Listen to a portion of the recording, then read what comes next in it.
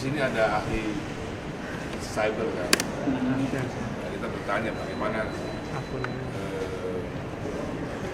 proses Instagram bisa di take down itu dari mana. Dan menurut teman kita di atas itu nggak mungkin dari laporan, mass report, nggak mungkin. Orang penting yang bisa sampai ke akses atas untuk bisa men-take down Instagram saya. Ini berarti konsultasi aja gitu ya? Ya, konsultasi aja. Karena tidak semua orang paham. Tapi tadi ketika sebenarnya tujuannya bukan itu tadi. Kita tujuannya yang lain. Tapi karena berhubung tadi ngobrolnya itu yang inti saya tidak bisa, pertemuan inti saya tidak bisa laporkan kepada media. Yang bisa saya laporkan ke media cuman tadi ternyata kita berdiskusi setelah melihat kondisi Instagram saya, ternyata Instagram saya di take down oleh pemerintah. Hanya pemerintah yang bisa men-take down, bukan mass report. Gitu. Di take down sejak kapan, Bang? Kemarin, belum 24 jam ini. Oh, belum. Belum 24 jam. Bukan oleh pemerintah, tapi ya Yang berwenang lah. Merasa dirugikan nggak, Bang, dari take down? Ya pasti saya rugi, cuman ini pasti ada kesalahpahaman. Pasti ada. Saya yakin menteri nggak tahu.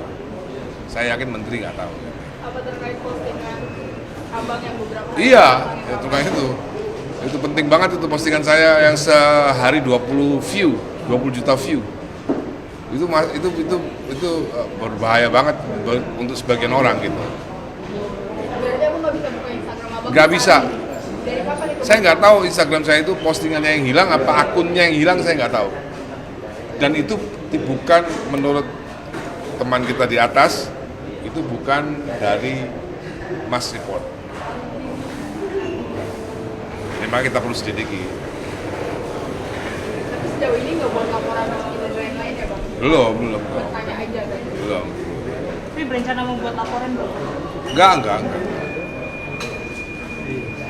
Udah komunikasi ke pihak Instagram mungkin, Bang, untuk memulihkan akunnya lagi. Sudah ada komunikasi. sedang diurus. Cuman ini yang pasti bukan mass report. Ini ada otoritas lain di atas itu. Dugaan Abang, Kita nggak bilang pemerintah ya, kan saya juga pemerintah. Ini diralat tuh. Diralat ya, kan saya juga pemerintah gitu ya kan. Kan saya juga bagian daripada partai yang berkuasa kan. Cuman tentu ini ada otoritas lain. Ini yang kita sedang selidiki. Apakah Abang merasa diintervensi, Bang? Bukan masalah diintervensi. Saya merasa ada yang ketakutan dengan postingan saya. Gitu. Kalau postingan itu salah, kan tinggal dilaporkan bicara mana-mana itu. Tapi kan postingan ini benar gitu. Ada yang mencoba untuk membungkam itu, ya. Terima kasih. Diralat ya. Amin Rais itu saya sudah sampaikan begini. Hak asasi manusia itu ada batasnya. Kebebasan berbicara itu ada batasnya. Amin Rais itu saya sudah sampaikan begini. Hak asasi manusia itu memang kebebasan berpendapat itu dijamin berbagai undang-undang. Ya, internasional juga ada, ICCPR ada, berbagai undang-undang nasional ada. Tapi hak asasi manusia itu ada batasnya. Ya. Hak asasi manusia itu ada batasnya. Kebebasan berbicara itu ada batasnya. Oleh karena itu, tidak semua pendapat, pikiran, dan perasaan yang diucapkan itu semua dijamin oleh undang-undang. Ya. Harus ada yang ada batasannya. Namanya prinsip Sirakusa. Prinsip Sirakusa itu menyatakan bahwa ya, hak asasi manusia itu bisa dibatasi tapi dengan berbagai peraturan. Ya. Berbagai peraturan. Berbagai peraturan itu apa? Berbagai peraturan menyatakan bahwa tidak boleh ad hominem, tidak boleh menyerang kehormatan, tidak boleh menyerang martabat, tidak boleh menciptakan instabilitas nasional, tidak boleh menyerang suku, agama, ras, antar golongan. Jadi kalau tindakan-tindakan ad hominem itu bertentangan Sehingga sudah berbagai regulasi nasional maupun juga internasional, terutama ICCPR pasal 19 sampai 21 itu sudah diatur. Sehingga apa yang disampaikan oleh Pak Amin Rais itu tidak serta-merta dijamin oleh konstitusi hak asasi manusia.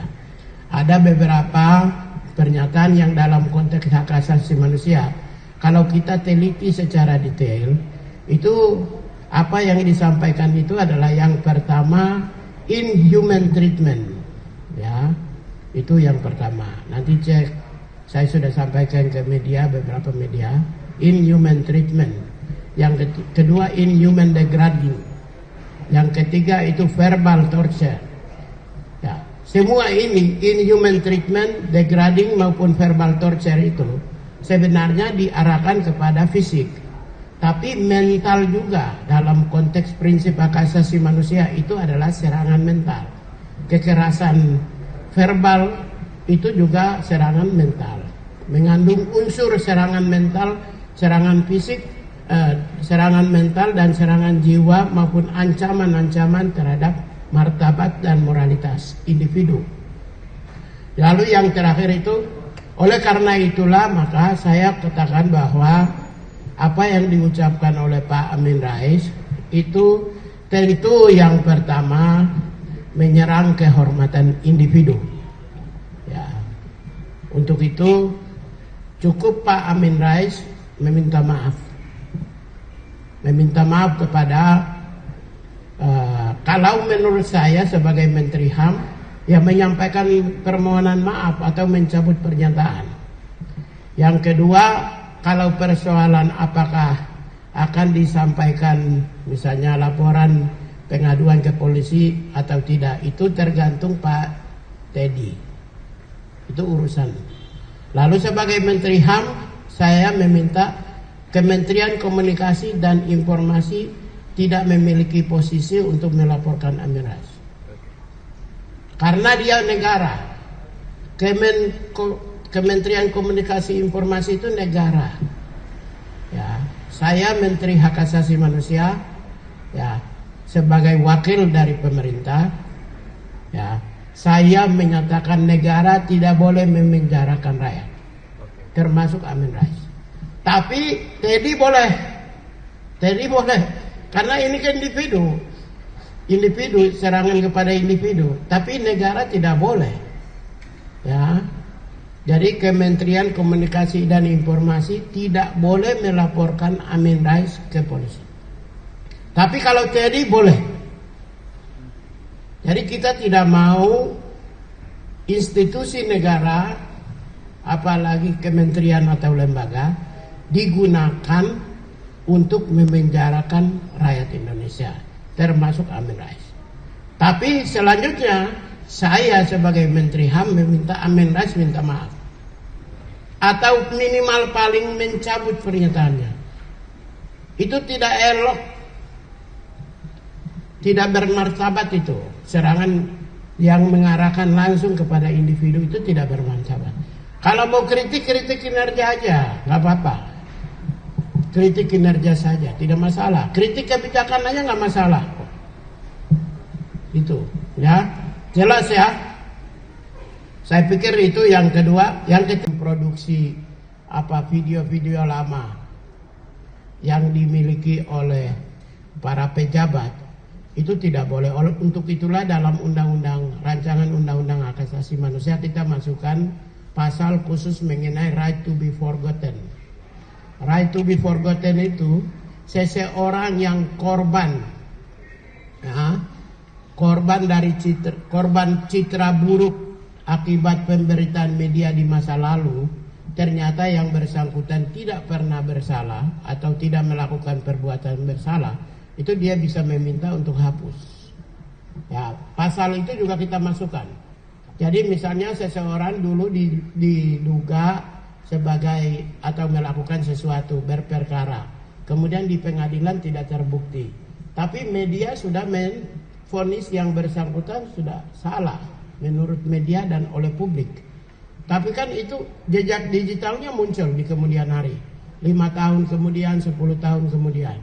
Nah, pasal itu kami masukkan untuk menghapus, hak untuk menghapus. Hak untuk menghapus. Yang bersangkutan bisa meminta pengadilan untuk menghapus hak itu, yaitu right to be forgotten. Jadi kalau di pengadilan ternyata tidak terbukti yang bersangkutan bersalah, tapi karena media sudah memvonis dia bersalah, kemudian tersimpan dalam dokumen, tersimpan di digitalnya, itu bisa dihapus. Karena bagi orang-orang yang dinyatakan tidak pernah bersalah di masa lalu. Untuk itulah atau orang-orang yang dilabeli sebagai orang bersalah atau orang jahat, padahal tidak pernah melalui proses peradilan, ya. Itu seseorang yang daycare di Jogja ini, Jogja ya? Ya. Baik, terima kasih. Hari itu juga saya perintahkan tim Kementerian HAM turun ke cek dan mereka sudah datangi. Dan saya tinggal tunggu laporan masuk hari ini. Tinggal sampaikan kepada saya dan itu menjadi perhatian. Dan Presiden sendiri sudah menyatakan akan memberi perhatian terkait dengan daycare. Ya, di waktu tanggal 1 Mei, Hari Buruh Internasional, beliau telah menyampaikan akan memberi perhatian khusus terhadap yang terkait dengan daycare. Kalau Kementerian HAM sudah menangani dan sudah turun langsung di lapangan di Yogyakarta, hari itu juga kemarin tinggal laporan dari kantor wilayah Jawa Tengah hari ini masuk dan kita akan sampaikan melalui rilis terkait dengan daycare. Terus Ini Pak, situasi yang ada di Papua Pak saat ini gimana Pak? kalau situasi yang ada di mana? Yang di puncak. Kalau puncak Kementerian HAM sudah ada di lapangan. Sekarang ini kebetulan ada di puncak. Kemarin sudah datangi Kementerian HAM, sudah bertemu dengan di Timika juga, di mana diduga ada tentara datang masuk ke gereja ya, ke gereja Katedral Timika dan masuk di tempat tidur ruang pribadi para pastor ya. Kementerian HAM sudah lakukan pertemuan dengan pihak gereja. Sudah juga lakukan pertemuan dengan pihak aparat TNI juga sudah lakukan pertemuan dan sekarang setelah dari Timika mereka ke puncak, jadi mereka ada di lapangan dan saya tunggu laporan dari mereka. Kita akan sampaikan.